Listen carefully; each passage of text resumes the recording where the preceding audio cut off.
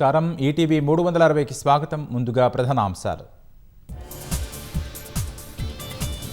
కొనసాగుతున్న పురపాలక ఎన్నికల పోలింగ్, ఉత్సాహంగా తరలివస్తున్న ఓటర్లు.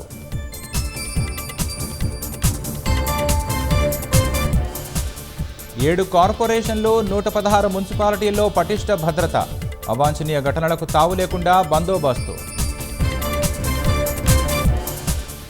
కొడంగల్లో ఓటు వేసిన తర్వాత ఢిల్లీకి సీఎం రేవంత్ రెడ్డి, కాంగ్రెస్ అగ్రనేతలు, కేంద్ర మంత్రులను కలిసే అవకాశం.